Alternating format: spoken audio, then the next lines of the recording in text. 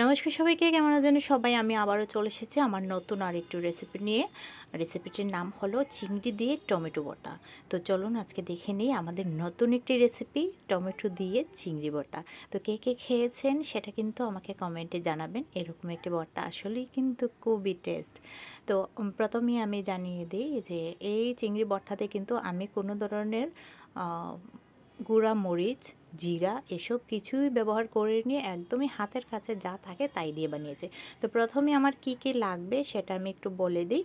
এখানে চিংড়ি লাগবে, আদা পেঁয়াজ কুচি লাগবে, ধনেপাতা লাগবে, আর টমেটো যে পিউরিটা সেটা কিন্তু আমি হলুদ, মরিচ এবং তেঁতুল, গরম মশলা এগুলো দিয়ে সিদ্ধ করে একটু ব্লেন্ডারে একটু কেদ বানিয়ে রেখেছিলাম।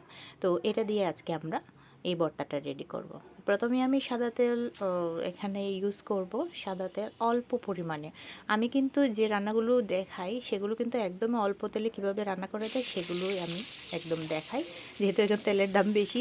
তো অল্প তেলে কীভাবে আপনারা ঘরে সহজে রান্না করতে পারবেন সেটাই কিন্তু আমার একটা ট্রিক্স থাকে। তো আমি এখানে 1 চামচের মতো তেল কড়াই দিয়ে আমি মশলাগুলো ভেজে নেব। এখানে আদা, রসুন, পেঁয়াজ এবং হালকা একটু লবণ দিয়ে মশলাটা একটু ভেজে নেব। এটা ভাজা ভাজা হয়ে গেলে তারপর এটাতে আমরা যে টমেটোটা থাকে ওই টমেটোটা দিয়ে একটু নাড়াচাড়া করে নেব। তো আমরা কিন্তু এখানে যে পেঁয়াজ রসুনটা আছে এটা কিন্তু খুব ভালোভাবে আগেই তেলে ভেজে নেব, যেন একটা হালকা ব্রাউন কালার চলে আসে, সেটা একটু লক্ষ্য রাখতে হবে। তো এটা ব্রাউন হয়ে যাওয়ার পর এখানে টমেটো যে অনেকে কিন্তু এটা ব্লেন্ড যদি করতে না পারেন তাহলে কিন্তু যদি আপনার কাছে ছেঁচা টাইপের কিছু থাকে তাহলে এটা পাটায়ও পিষে নিতে পারেন। এটা কিন্তু বাটাটাই ইউজ করতে হয় এই ভর্তাটাতে। বাটা ইউজ করলে খুব ভালো। আমি এখানে পাকা টমেটো নিয়েছি, যার কারণে আমার এখানে হলুদ মরিচ কিছু ব্যবহার না করলেও ভর্তাটা একদমই লাল এবং সুন্দর একটা কালার চলে আসবে। আমি এখানে এক ছোটো 1 চামচের মতো লবণ নিয়েছি। লবণটা দিয়ে আমি আবার এটাতে সম্পূর্ণটা মিশিয়ে নিয়ে দেখব যে এটা টেস্ট যদি আপনি যদি পরিমাণ বুঝে আপনি স্বাদ মতো লবণ দেবেন। এবার আমি ধনেপাতা রেখেছিলাম, ধনেপাতা কুচি, কাঁচামরিচ কুচি এগুলো একটু দিয়ে এবং চিংড়িগুলো দিয়ে ভালোভাবে একটু নাড়াচাড়া করে নামিয়ে দেবো। আমি কিন্তু একটু বলি যে এখানে কিন্তু চিংড়িগুলো আমি আগে হালকা তেলে ভেজে রেখেছিলাম। বেশি ভাজা যাবে না, জাস্ট একটু কাঁচা গন্ধটা চলে যায় এরকম হলেই হবে।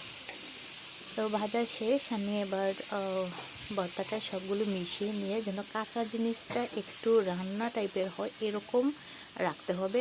ধনেপাতা কাঁচামরিচ বেশি সময় যদি রান্না করা হয় তাহলে কিন্তু এটার যে কালারটা সেটা নষ্ট হয়ে যাবে। তো আমি যেহেতু একটু কালারফুল চাইছি এই জন্য আমি বেশি রান্না করব না, এটা হালকা যতটুকু পর্যন্ত যে এটা কাঁচা জিনিসটা একটু সেদ্ধ সেদ্ধ হয়ে যাবে, এটা হয়ে গেলেই আমি নামিয়ে নেব। তো এবার ঠান্ডা হয়ে যাক বা গরম থাকুক, আপনি যেভাবে পছন্দ করেন সেটা নিয়ে গরম ভাত বা আপনার পরিবেশন যেভাবে আপনার পছন্দ হয় সেভাবে পরিবেশন করতে পারেন। তো এই হয়ে গেল আমার টমেটো চিংড়ি দিয়ে ভর্তা। রেসিপিটি আমি একদমই নিজের মতো করে করেছি, জানি না কার কীরকম লাগবে। তো শতরূপা কিচেনে কিন্তু এরকম আরও অনেক ধরনের রান্না আমি সবার সামনে নিয়ে আসব।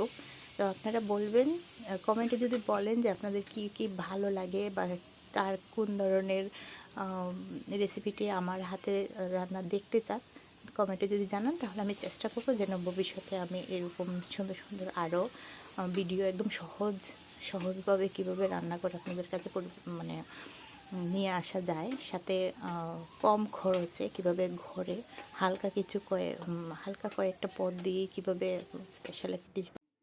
তো ধন্যবাদ সবাইকে যারা যারা আমার এই ভিডিওটি দেখেছেন। অবশ্যই আপনারা ঘরেও এইটা করে দেখবেন, রান্না করে দেখবেন যে কেমন হয়েছে এবং অবশ্যই কমেন্টে আমাকে জানাবেন। আর সবাই ভালো থাকবেন। আবারও জানাই সবাইকে অনেক অনেক ধন্যবাদ।